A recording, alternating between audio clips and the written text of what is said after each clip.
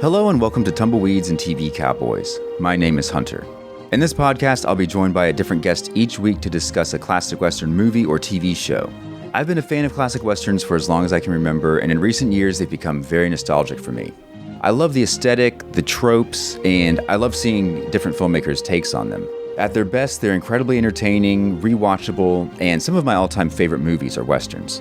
We'll mostly focus on Western movies made in Hollywood, but we'll also be covering spaghetti Westerns, and one thing I'm very excited to get into are Western TV shows. I've got some amazing guests coming on the show, film professors, historians, and podcasters. And Tumbleweeds and TV Cowboys is part of the Someone's Favorite Productions podcast network, and many guests on the show will be from other shows on the network. Thanks for listening. We made this.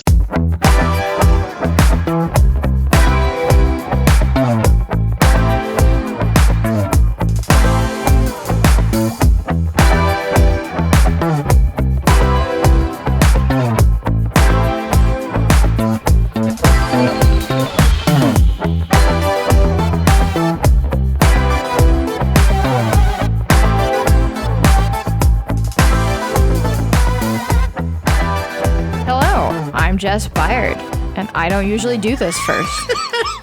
I like how you're just like very like, oh God, why am I doing this? And I'm Chris Stashu, and we are the hosts of the One Season Show, a podcast where we take a look at a TV show or TV shows, because we're not stopping anytime soon, unlike the shows we watched, that only lasted one season from start to finish.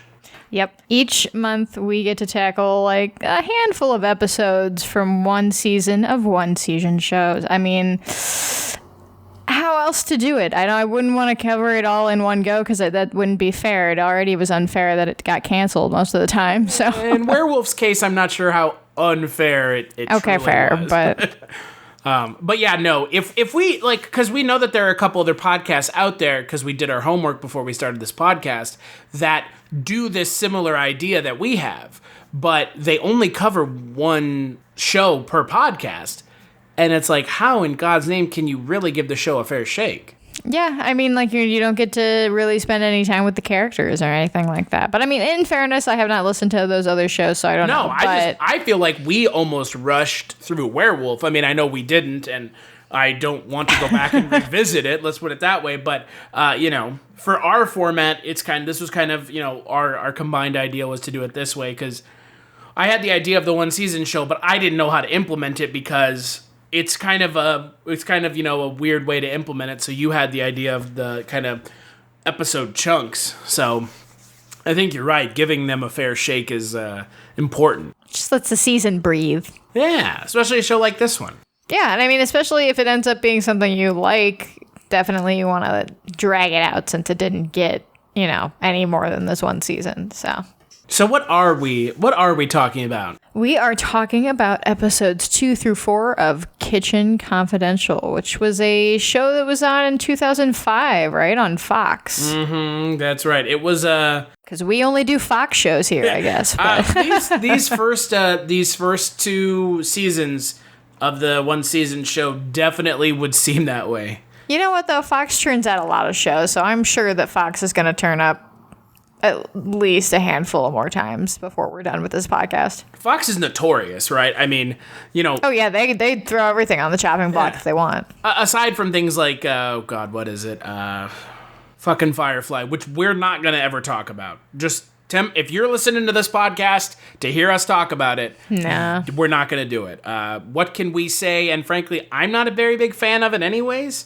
So I'm not a huge fan either. That feels like too on the nose. Like, let's talk about Firefly. Like, really? Like, no, I'm And good. have everybody hate us because we're the only two people in the universe that don't like it. Well, I don't think we're the only two people in the universe who don't like it, but definitely we're going to be listening to a Firefly podcast. Yeah, exactly. So yeah, we're gonna talk a little Kitchen Confidential. I've been moving since 9 o'clock, but life is on the cutting block. Got face things, time to move. I've gotta get my life in tune. Hey, yeah, look at my days, yeah. These are my ways, yeah. Ain't it insane?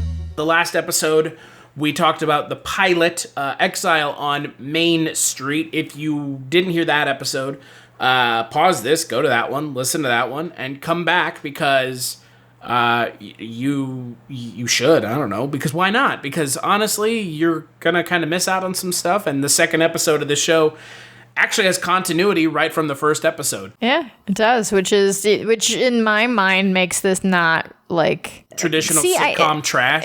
Yeah, it's just regular sitcom because it has some sort of continuous narrative. Yeah. Now, so does Friends, and that is sitcom as well. But yeah, show I've still never watched and will probably never watch.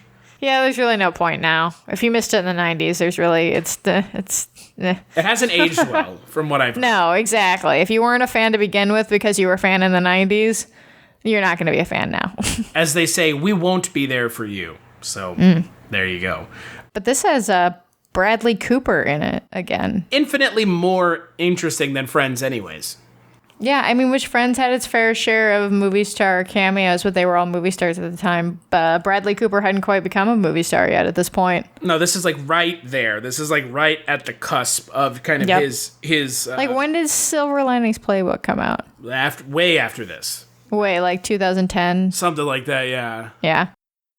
So this episode, Aftermath, is the second episode of the show. It aired September 26th of 2005. And like just mentioned, we're going to be talking about episodes 2 through 4, which is also kind of the quote-unquote only episodes that aired. Now, you can go on... Oh, wow. You can go and buy on Amazon, and for a while on Hulu, you could watch the show in its entirety, but... These first 4 episodes are the only episodes that ever aired. So this episode aired the week right after the first one. First one aired September 19th. This one aired September 26th.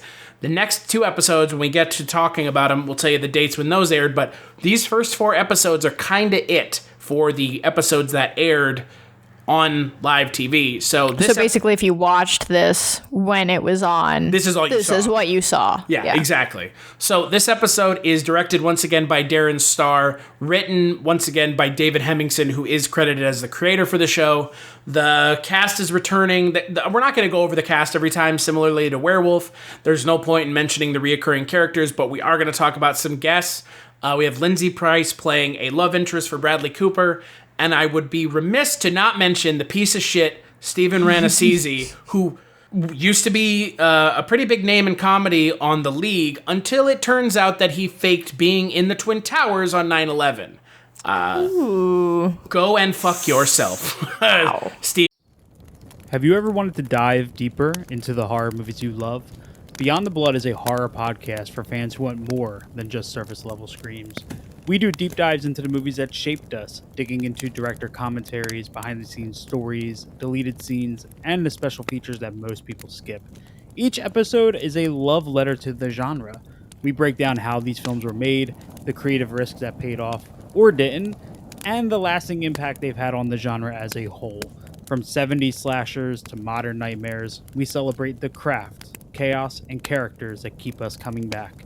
If you're the kind of fan who rewatches movies with the commentary on, or you simply grew up in the video store horror aisle, the Beyond the Blood podcast was made for you.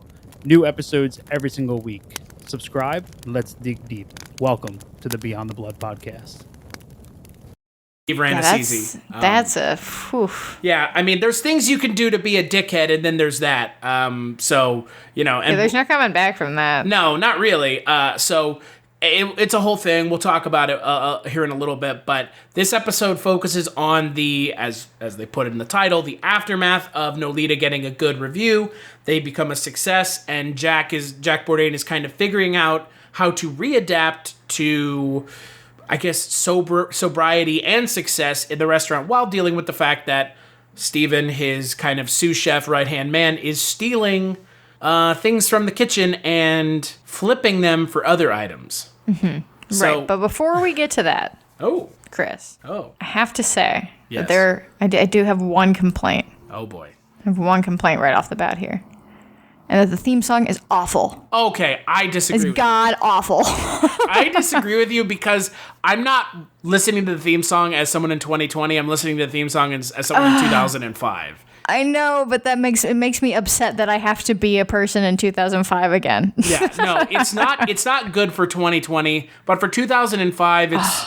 It sounds exactly what 2005 sounds like. So if that's a thing that you enjoy, you'll like it. If that's a thing that, like me, like immediately just needles just I knew you were piercing into your brain. I knew you were going to say something about it. As soon as you said, I have something I want to say about something, it's the theme song. I mean, look, it's not great, but it could be worse. It could also not be there. Right. Well, fair. fair. But that is yeah. my one thing that I needed to get out there immediately. Let us continue to see what Bradley Cooper's charming face has gotten himself into. Cooper's very charming. What did you think of this second episode of the show? I thought this episode was fun, but I have to know, is like underworld kitchen trading a thing, or is that just an exaggeration? Like that's... You mean like trading items for other items? Like a black market? Yeah, I mean, like, so this show is loosely based on Anthony Bourdain's book, correct? Very loosely. Let me put it this way. Very, very loosely. I don't remember this being in the book. Okay, so there's not even, like, any, like, I assumed, obviously, if there was any truth to this is a major exaggeration of it. Like, I could see him maybe, like, having an off-the-cuff story about this one crazy dude that he knew this one time. But okay, but yeah, no, this episode was fun, and I really like. I'm spacing on the actor's name, but Steven. I find that character absolutely hilarious. Oh, Owen and Yeoman. Awful. Yes, Owen Yeoman. I found his character absolutely hilarious, and he's just the right kind of. He plays the right kind of douchebag to where you don't hate him. He's the douchebag you want in your corner. Right. Like, he'll totally get shit done for you. He's still going to fuck up a few things, but he's still on your side, and he's still going to get shit done for you. Yeah. As shown in this episode with Steve Ranazizi, the 9/11 liar guy from the league. He plays kind of a businessman with a bunch of other business guys from a law firm that he works for. They come in and they try to dine and dash on like a $20,000 tab at the end of the episode, and Jack essentially lets Steven, quote, off the leash, and he goes and beats the shit out of him in their limousine, and then grabs one of the guy's wallets so that they don't get screwed out of like $20,000 worth of food. But Which yeah, I can't even imagine.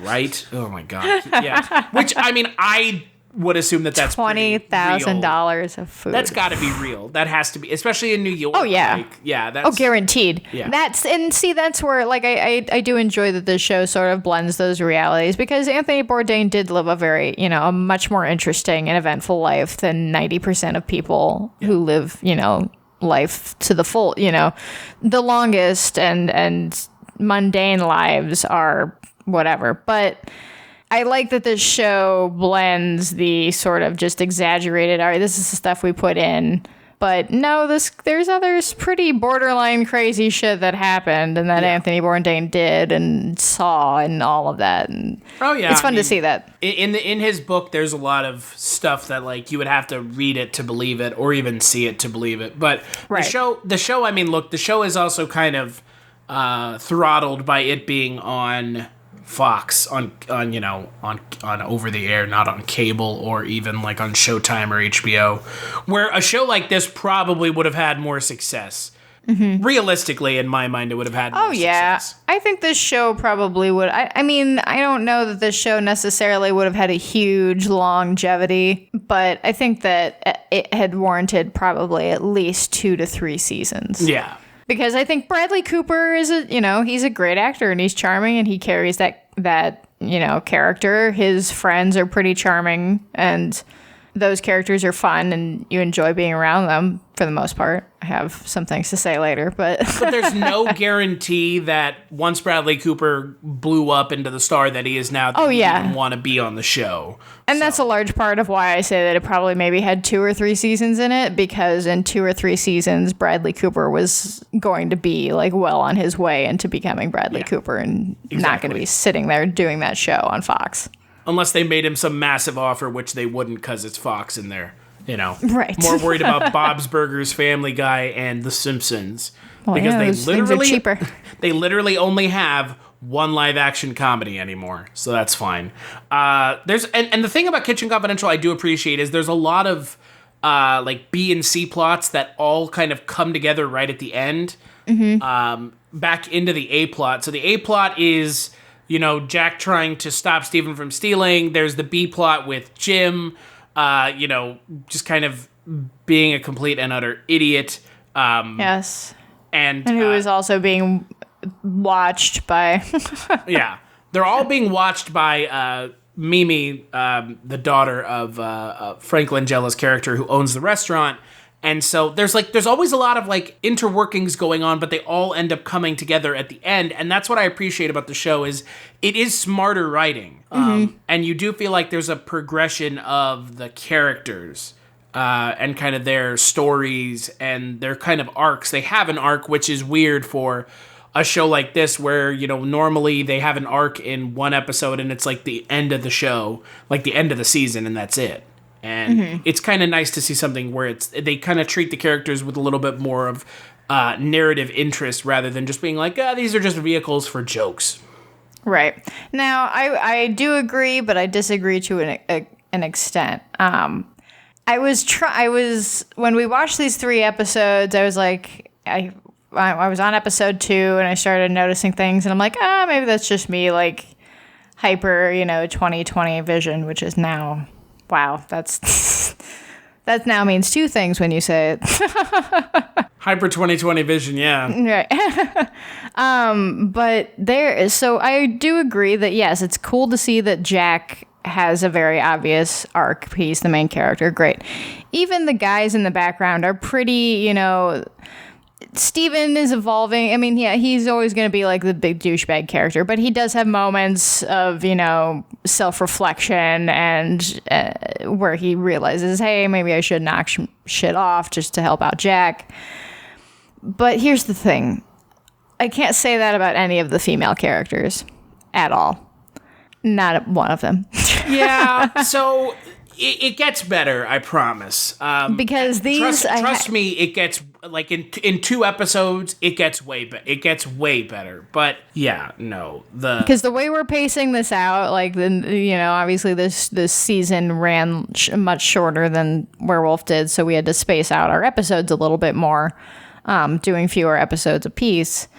But yeah, these first few episodes are not... If this is all people saw, then I could kind of... Aside from baseball being the basic reason that this got canceled, I could see this not, resonating too well. The 4th episode is not... I do not like the 4th episode at all. Mm-hmm. I actually... Yeah, and I mean, that's honestly where my notes are on this. I was going to wait to bring it up. I'm not going to defend the 4th episode at all. The 4th episode is essentially anybody who's a female character is either stupid or sleeping with everyone. Yeah. Like, that's basically the gist of the only female, or a total bitch like the one server. We have 3 female characters: Frank Langella's daughter, Mimi, Jamie King. Yes, who is she? Is she the host? She's the hostess. The hostess. Oh, hostess, as he so elegantly said. Oy. And she's your stereotypical, like, think Mean Girls, blonde, like, stupid, just ditzy. Yeah, really painfully ditzy. I promise to God.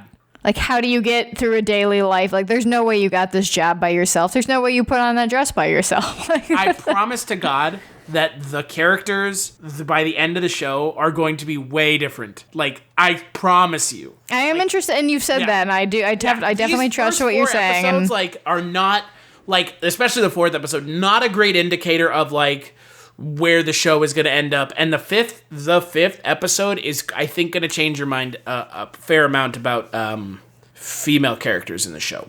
Okay.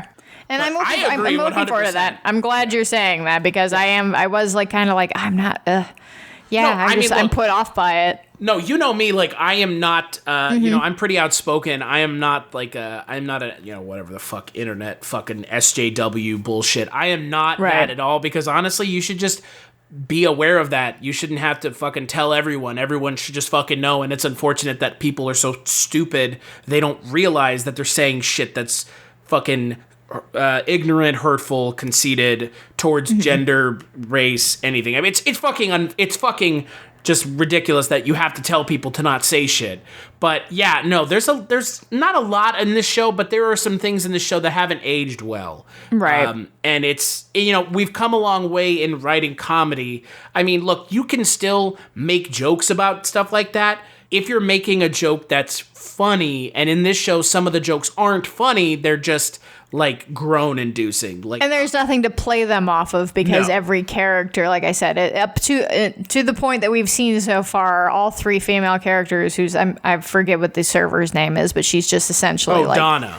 Yeah, Donna. She's essentially the stereotypical bitch server. So we Well, she have also has big breasts. That's the bitch joke. with the big breasts, the ditzy girl with the big breasts, and the evidently I'm gonna sleep with everybody girl So yeah, I mean, sure, this is very loosely based on Anthony Bourdain's book, and what is being told from his perspective, so whatever, but you're making a show here. You have to put some effort. If you're going to have side plots with side characters, you have to give them full range of motion. You can't just be like, and here you are.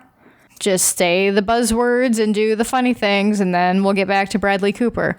But I am looking forward to the sort of shift in tone there. So it's coming. I mean, again, like these first four episodes, like you mentioned, if this is all people saw, not indicative of a great kind of treatment of female characters. However, in 2005, not sure people were thinking about that. No, not at all. And that's not an excuse, but I'm just saying, Right. And that's what I'm saying, like, with 2020 vision. It's like, it's hard to separate it because that's how everybody looks at everything now. Right. But, yeah, in 2005, no, it was still a different time. Hold on. Walk that back. Not everybody. Well, not everybody. We don't watch shows like Last Man Standing or things that 2.5 Men style right. shows. We don't watch stuff like that. So I honestly couldn't comment. You could make the case that this is low hanging fruit, but I think that this is more elevated than shit like that. Oh yeah, no, I agree, and that's because again, there's a story here. And in this episode in particular, my last note on it for episode 2 is that I totally feel the addiction, like trading for one or the other with Jack Bourdain's character, because the main plot outside of like all your general Jack, yeah, right? Yeah. No, yeah. John. Jack. Okay, spaced for a second. So yeah, Jack he's keeping all the antics in the kitchen that all of the subplots are. He's keeping those going, sure. But the main plot is that in his sobriety, he has committed fully to the restaurant to where he is working, crazy hours. He's sleeping in the restaurant. He's falling asleep, standing up in the walk-in. He's on edge. Yeah, he's on edge. He's drinking, he grabs Jim and said he needs 6 espressos. Like, he's totally pushing himself to the limit. And even later on when his friends are trying to get him to loosen up and like be with a girl, and when he eventually does get with that girl, he still can't let that. Asleep. Yeah, he falls asleep because it's the first time that he's gotten to like relax at any point in time, but then he wakes up and immediately goes back to work. And I totally feel that. Not that I can't, and I don't mean that to say that like I have experience in addiction and I know what it means to trade one for the other. I don't. I do not have that experience, and I don't mean to imply that I do. What I mean is that I totally understand that addiction to like your work and your drive and your passion, and you're pushing yourself until you have to go to bed, but then the second your eyes open, you're immediately thinking of what you need to do next, or what you could have done better, or how you can be more efficient, whatever. I get that. I wake up that way 99% of my life, where I'm like, all right, got to do this, got to go, go. And it's hard to take a step back. And a lot of these episodes have, like you said, all of the plots sort of convene at the end, and they do that in large part because we get a full come around to how Jack is feeling in that present state and to how he's dealing with things. And yeah, sure, we got some laughs along the way with silly kitchen antics with all the side characters, and that's fun. But the main through line and thing that's pushing that plot is Jack and how he's dealing with everything.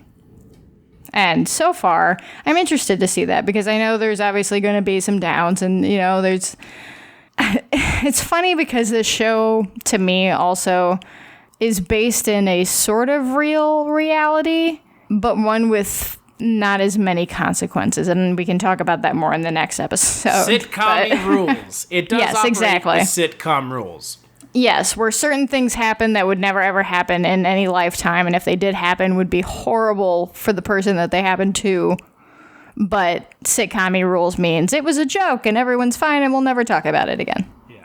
No, yeah. Well, yeah, yep. I don't know what else to say. I mean, let's go to that episode because I think that's a perfect segue. So the third episode of the show, Dinner Date with Death, is not directed by Darren Star. It is directed by Michael Spiller. Is written by Joshua Sternan and J.R.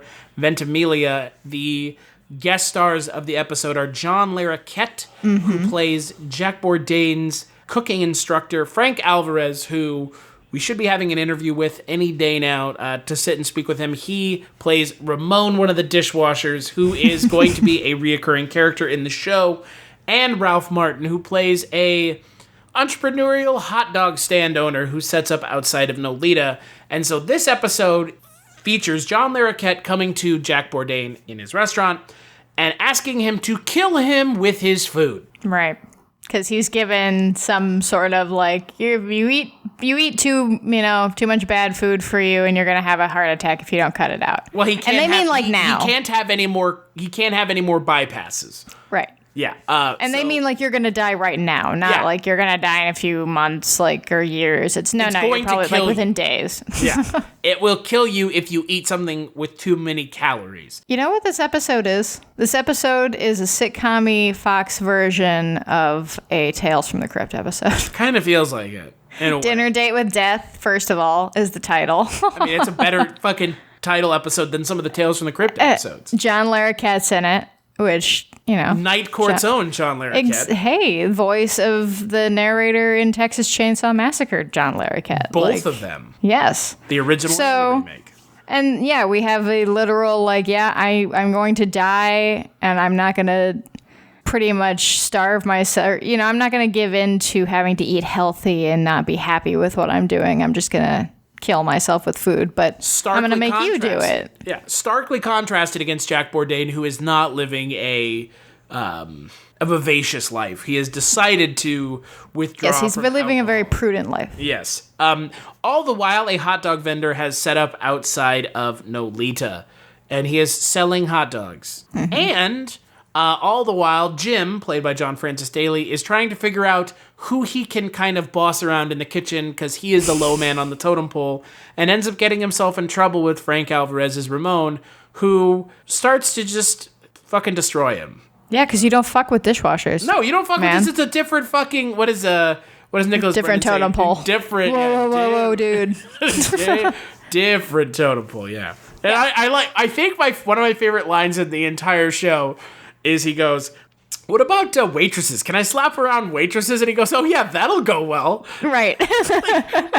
Like the character of Jim is one of the best characters in the show because the arc he ends up going on, I think, is not. It shouldn't be surprising. Right. You kind of put some of the characters in their places early on. You can kind of see where it's going, but he's definitely like the odd man out. He's the fish out of water, and that makes him a little bit more interesting than everyone else who's worked together before. Right, and they're all like seasoned vets, and they're like, yeah, it's all whatever. But this episode, in it is very ridiculous. The plot itself is very ridiculous, and would be highly illegal if anybody actually knew what they were doing. Yeah. Right, exactly.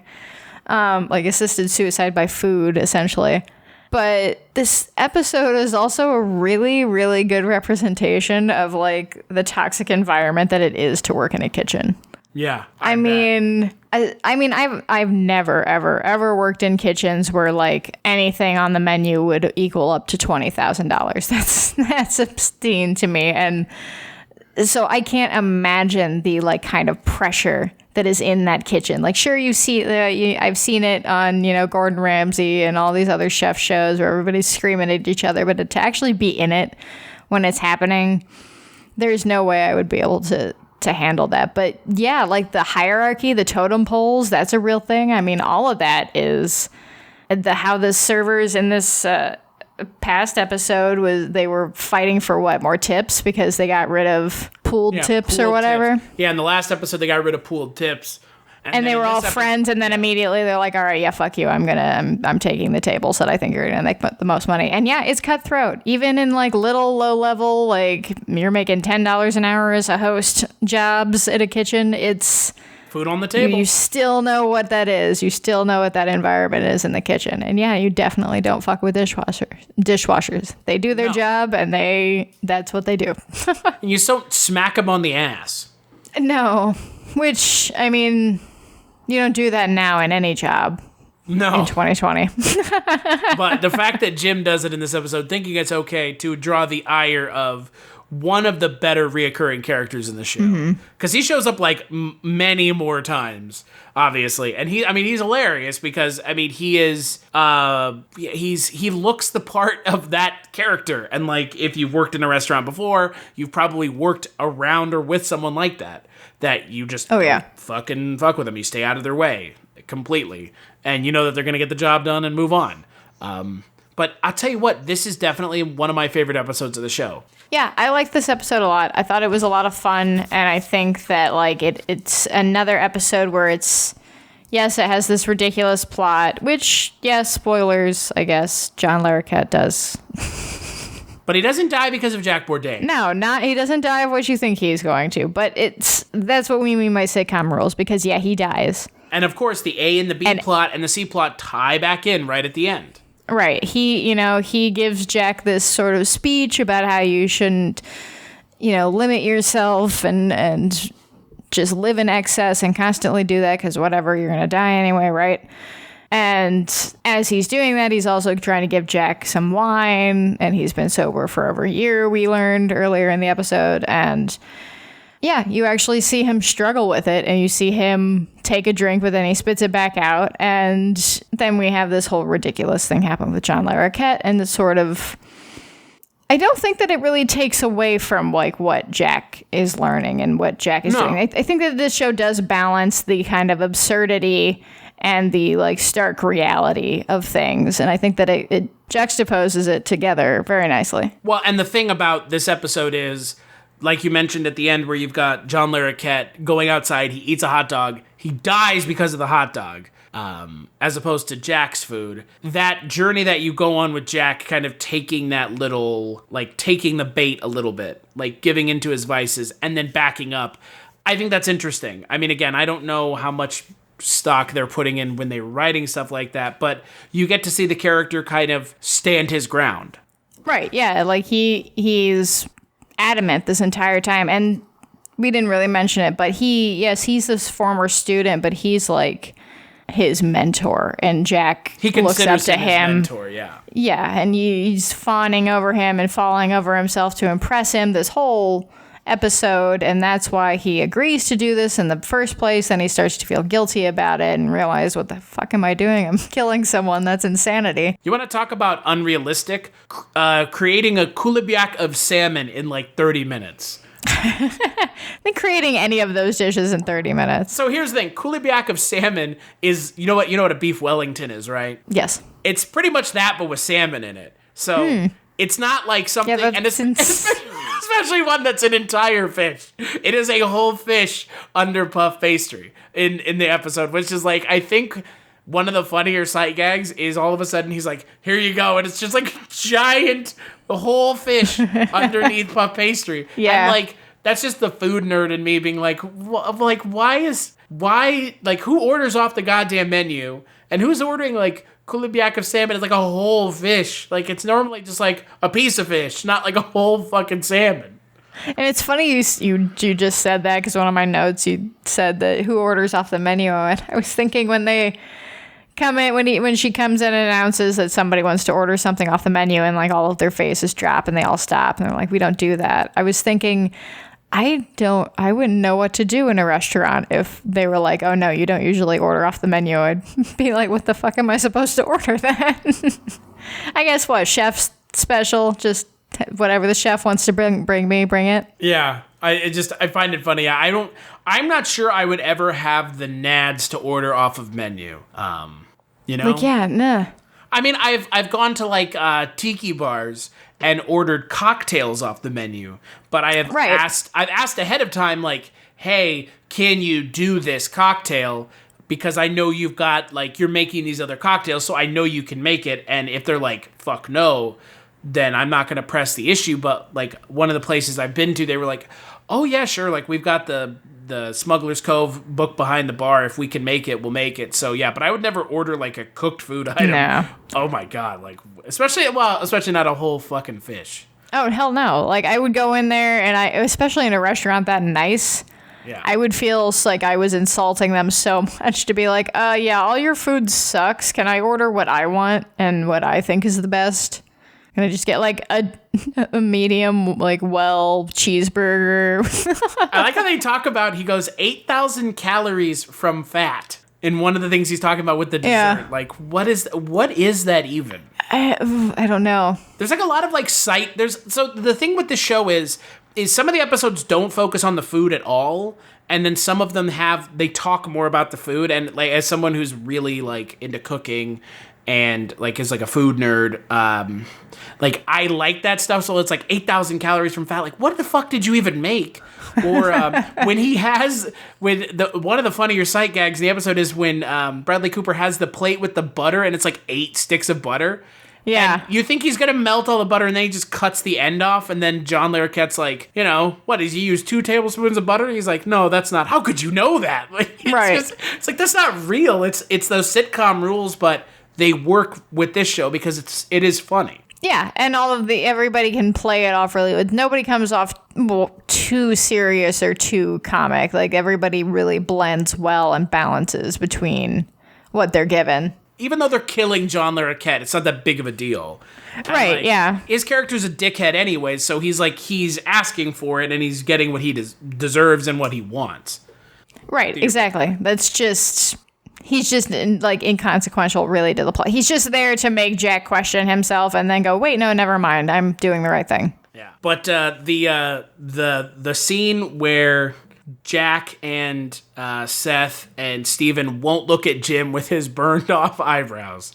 Why aren't you looking at me? Why are you looking at me? Jim, you have a complex. Like, that is also, I mean, again, there's like some physical comedy in this show that is, I think, really well done. And that, yeah, when he's just got burned off eyebrows. When I was watching that episode, because I watched the whole show over Christmas, I was watching with my parents, and my mom looked at the screen. She's like, what's that guy have on his eyebrows? I was like, it's supposed to be his eyebrows burned off, but he looks like I don't know, he looks like a fucking like Klingon or something with like really like crappy prosthetics. Well, because he's already so pasty, and then they put that like weird plasticky wrap on his head, which just makes it even more shiny. But yeah, that's Bradley Cooper is really funny. Like, he's a really funny actor. He's good. He has good timing. He has good delivery. He does well with sight gags and physical comedy. I would like to see Wedding Crashers. I mean, I haven't seen that, but I would like to see him. Everybody's favorite Vince Vaughn. Oh boy, that was a whole thing today, huh? I would rather see, or not rather, but I would like to see Bradley Cooper in more like leading comedic roles, which, okay, fine. He was also in The Hangover, and I don't like that movie either. I would like to see him in more comedy like this as opposed to that. I want to see him in something I want. Right. I want to see. To be fair, like, you know what? I like The Hangover has not aged well either. No, I can't imagine it has. I didn't enjoy it then, and I have absolutely no reason to watch it now. I would go out on a limb and say that, and this is not meant to be offensive to anyone, but I don't think The Hangover was made for a female audience. No, I don't think so, and I don't think anybody would really argue. No, yeah, it's explicitly made for a male audience. It's about a dude's night out. Yeah. That goes horribly wrong. Yeah. I mean, they ended up making like the female equivalent, like Bad Moms and Bad Moms Christmas. Bachelorette, or didn't they have like Bridesmaids? Yeah, I was like, which those movies are equally just as funny. So, I mean, one movie has women taking a shit in the middle of a street. So, right. Because that's hilarious. That's what makes women funny, right? That's queefing is what makes women funny. So Paul Feig has told me in Ghostbusters 2016. Right. That is what I have been told. Yeah. And that movie won the Nickelodeon Children's Movie of the Year award. So at least they have that to hang on to. According to an interview with Paul Feig, that's what he said today in an interview. Cool. Yeah, This was not written by Paul Feig. This was written by people who know comedy. Right. Yes. Sake. Puno comedy, but not female characters as of yet. But So speaking of not knowing female characters, yes, that brings us to the 4th episode. Oh God! So French Fight is directed by Henry Chan, written by Dan Sterling.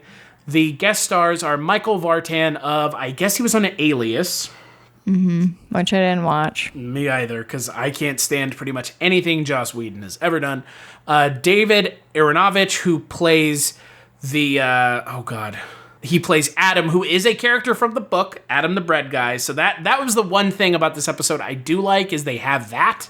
But we'll get to that. And then Rebecca James, who plays Michael Vartan's character's girlfriend, who ends up sleeping with Jack Bourdain. And the episode focuses on Michael Vartan's character going over to Nolita and them comping his meal and him sitting down and kind of being chummy with Jack. And then he steals a menu item off the menu because he likes it so much. And then they end up having kind of a feud where there's things being stolen, things being destroyed, restaurants being... It's live actions, Bob's Burgers, between Bob and Jimmy Pesto's dad. Yeah, pretty much. But with a lot more really cringy treatment of female characters. Yeah, it does not. And you know what? Nothing in this episode really ages well. The French jokes, that just it's all just like, God. No, I like I like kind of the gags that they're pulling on each other. But that's I fine. don't like anything else. The setups and traps and whatever, but the actual comedy that's thrown direct from character to character, it's pretty much just Bradley Cooper being like, "You're French and that's weird." Yeah. It's not great. Like, I like when he's like, here, Jim, take this bag of rats. Like, holy shit. Right, like, that's funny because it's just like, they're having this like kind of heartfelt conversation. He's like, okay, Jim, take this bag of rats. Like, right. But like, this episode is not great. Honestly, again, like, I skipped this episode when I rewatched the show. And the main reason this episode is not great is because the other plot that's happening in this is that the Frank Langella's daughter, Mimi, is all about, because this whole time, I guess we haven't really touched on it too much, is that her and Jack are still at odds. They've been at odds since the first episode because there's a power struggle between them, obviously. There's, romantic tension, I'm sure. But... Are you? I've assumed that's where they're going. Maybe I'll be pleasantly surprised, but... You will be. All right, cool. There's one little moment, but that's it. But there's at least that professional animosity between them. So she's constantly trying to sort of, take the shine away from Jack and take any power away from him. So she's insisting that this needs to be dealt with on a business end and that she will talk to whoever the fuck. Michel. Yes. The French man, Michel.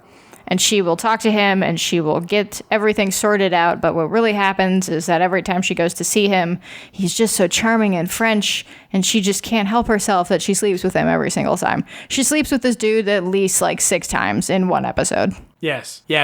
It's not great. I mean, look, like, realistically, it's stupid. It's poorly written. Here's the funny thing, though. Like, they try to redeem it at the end of the episode. And I can't tell if his character is being serious or not. They try to redeem the whole storyline, and God bless their little hearts, it doesn't work. Nope. Okay, so here's the thing. There was, and having read some of the stuff and listened to the commentary, his character was gonna come back later in the show, and because they deport him at the end of this, right? Which that's still pretty relevant in 2020. Yeah. I mean, he's a tax evasion. So you know what this episode felt like, and I was mentioning it a bit to my husband when we were talking about it, or when we were watching it, and it's like this episode feels a little like an Always Sunny episode. Yeah. It really does. It's sort of dark shit that it kind of, yes, they get this man deported. He's being deported back to France. So it's not. Jim gets fish stuffed up his ass. Yeah. Jim gets literally a mob, kind of not mob style. Yeah. Like a mob style hit sort of goes out on him for whatever. But. Well, he goes over with the rats. And And then he gets sent back in an ice box full of fish with fish stuffed up his ass. Yeah. Yeah. It's tonally weird with the rest of the show. It's like very much at odds. Yeah. And honestly, if they had played less into the he's weird because he's French, and honestly, like the whole French thing, it doesn't bother me. It's just kind of like, it's just not funny. It doesn't bother me in that, like, it's, offensive to me personally. It's just not good writing to me personally. Like, it's just very tired, hacky, like, oh, they don't bathe, ha, ha, ha. Yeah. Like, he's got really good bread. But, like, they play into that. Like, that, yeah. Like, it's just stupid. And I think it's just, like, dumb misconceptions and stereotypes. Right. And if they were trying to make a point and be, like, we're exaggerating, they didn't do it in the right way. But the bread thing. So that's a real thing, right? That is a real thing in the book. So Adam in the book was a like very reclusive guy that worked at one of the restaurants that Anthony Bourdain worked at, but his bread was amazing. But he is like the equivalent of the character, it's very much exaggerated. I mean, I don't think I think the guy in real life was pulling a Buffalo Bill. Right, exactly. Which is a funny scene where he sticks a baguette in his face. It is a funny scene. It is. I will agree with you on that one. Yeah, but ultimately, it is drawn from reality, and I do appreciate that, and I do like that that's kind of something that they reference. It's just unfortunate that it's in this fucking episode, of all episodes, because this is the one episode of the show I can't stand. Right. Yeah, it's not a good episode. It's not entertaining. None of it's really funny, and it all just seems kind of pointless in the end, because this one feels the most sitcom-ruly in that it feels like none of it will matter at all. Like there's really no carryover from this episode. Well, and again, if the show had gone longer, he would have returned, so we might have had a different opinion on it. But that's true. Yeah. But yeah, I mean, looking at it with 13 episodes, we have 13 episodes of the show. Mm-hmm. This is the last episode that aired. This aired in December. The last episode aired in October. So there was like a month in between episodes. 2 months, actually, which is like completely insanity. Can you imagine it be like, and now fourth episode of Kitchen Confidential? Like, I would have been like, what show happened? I've watched 3 other shows by then. Yeah, exactly. So his character was meant to return, but I mean, again, like, ultimately it doesn't matter, because this episode of the 13 episodes we have, it being the last episode that aired live, just not good. Just actually pretty bad. And yeah, the whole Mimi sleeping with him over and over, like, it's so tropey, played out. Now, you said that like the stories and characters will get better in that aspect, but is there still going to be every shot that a woman is in is filled with cleavage? Does that stay? No. Oh, that changes too? No, yep. The next... I didn't even point out. My husband was sitting there and he was like, more like Cleavage Confidential. And I was like, what the fuck? So the next episode, of the one season show, we're going to be talking about episodes 5, 6, and 7. You Lose, I Win, Rabbit Test, and The Robbery. You Lose, I Win introduces Becky Sharp, played by Erin Hayes. Erin Hayes is on, what the fuck is the name of this show? It's on Netflix right now. Medical Police. She was also on, the hospital show that had... ER. No, Children's Hospital. Children's Hospital. It's like a joke, like, TV show. Okay. It's like Rob Corddry and a bunch of like comedians. She's also in Bill and Ted Face the Music as the grown-up version of one of their wives. I don't know. Have you seen It's a Disaster? I have not. Okay, she's in that as well. But she comes in as a former schoolmate and kind of rival of Jack Bourdain. And she comes in and, like, she helps in the kitchen so that Jack can go and schmooze the guests in the front. And she is a female version of Jack Bourdain. Okay. And it is like, I mean, again, like once her character gets introduced, she's not in every episode moving forward, but she's in like, I think at least half of them. She is a really interesting and different female character in the show. And like I said, the other female characters in the show are not going to be treated the same way. There's still going to be some of the Jack Bourdain kind of womanizing shit. Right. And like, I think that's unavoidable with this kind of show. And that's where I like... When I was watching the show and I was trying to, like, gather my thoughts and figure out exactly how, what specifically about the way they were handling the characters bothered me. I also was taking into consideration, again, this is, even if it's loosely based, it's still based on Anthony Bourdain's life. And we all know that Anthony Bourdain was, he admitted freely that he was not always the nicest guy and had the best track record. But so when Jack Bourdain is being womanizing and when he's having his moments, that's just kind of like, that's the character that he is. And that's also what he's trying to work on. Like that's a little bit of the old Jack creeping out to remind us that, no, he's still there, but he's trying really hard and that people can change. Yeah. No, the next 3 episodes are going to change kind of your opinion on female characters in the show for sure. And I think it's a little disappointing for me watching the show again that it takes until the 5th episode of the show to introduce this character, the character of Becky, because she is a legitimately interesting character and an interesting dynamic that's added into their group because, like I said, she's there, I think, at least half of the episodes. I mean, maybe a little less than half. I mean, we only have 3 episodes of this left, so she is on every episode of our show moving forward. But she is an interesting character. The rabbit test is a funny episode, and then the robbery is it's a different episode. It obviously there's a it's robbery kind of happens. A robbery, yeah, exactly, and a robbery happens, and they have to kind of try to figure out how to get customers to come back to the restaurant because it's seen as unsafe. And the rabbit test reminds me a lot, and it's written by the guys who did Dinner Date with Death. The rabbit test, they get like a shipment of live rabbits, and they thought that they were getting like already killed rabbits for dinner, and so for the dinner rush, so they have to like not draw straws, but someone has to figure out who's going to kill the rabbits, right?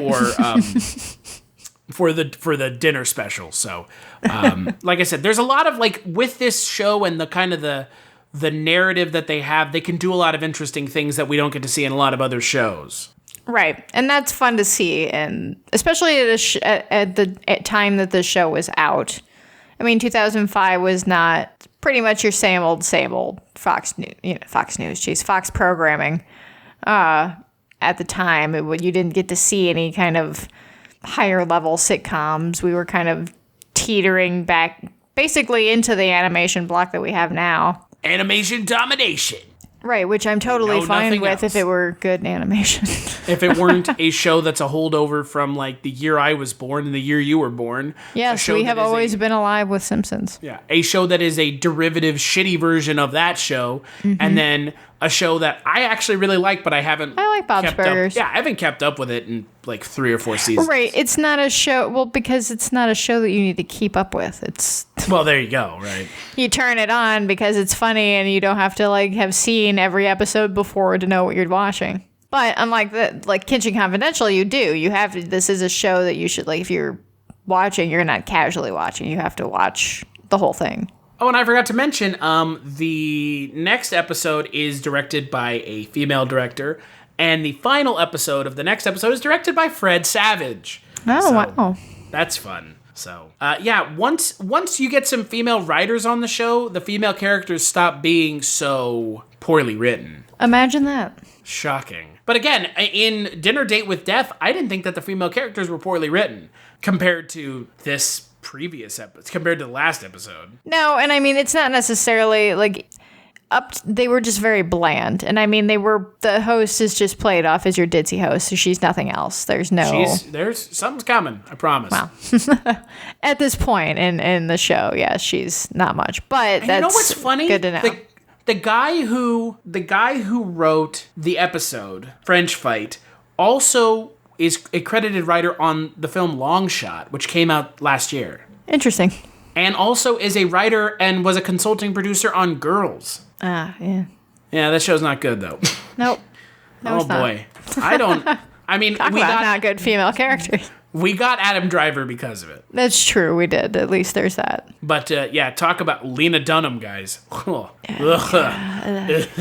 we had to suffer through a few years of that, but evidently no more. And Allison Williams getting her ass eaten. Because that's all I know about the show. That's literally it.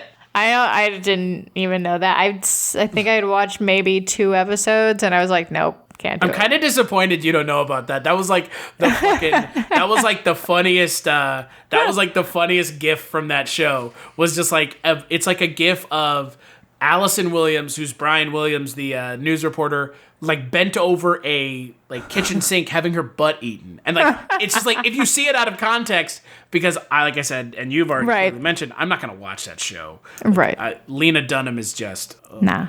not my cup of tea, even if it was tea.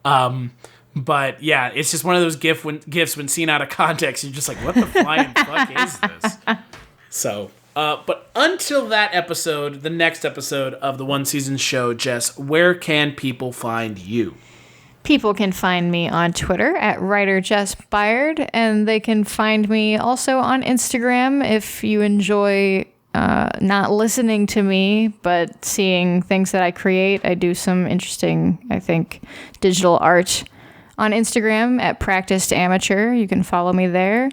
You can find me on episodes of your other show, Chris, The Culture Cast, where I will, starting very soon, be on there twice a month. So, yeah, you can catch up with previous episodes I've been on already. What about you, Chris? Yeah, like you kind of already beat me to plugging my own stuff, so what? No, you have like 6 other podcasts I'm not on. You know what? You're actually, the only one that you haven't been on is Dreams for Sale, because Kolchak Tapes is no longer That's a true. podcast. And you haven't started Barney Miller yet, so. That's right, and you have not been, you have been on Chronicles from the Crypt one time.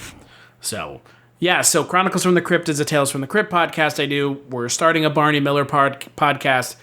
I don't know the name of it. Podcast Partners. And what else? Dreams for Sale. That's right. That is a Twilight Zone 1985 podcast. The only Twilight Zone reboot worth watching. The One Season Show on Twitter is where you'll find us. OneSeasonShow.com is where you'll find the podcast. Give us a good rating on iTunes. We're on all podcatchers, iOS, Android. You can listen to us on the browser. Just listen to us. How's that? Don't listen to us, but listen. You don't have to obey. Well, you obey Jess, but don't obey me. Shit, nobody listens to me anyways. And yeah, make sure to check out the next episode.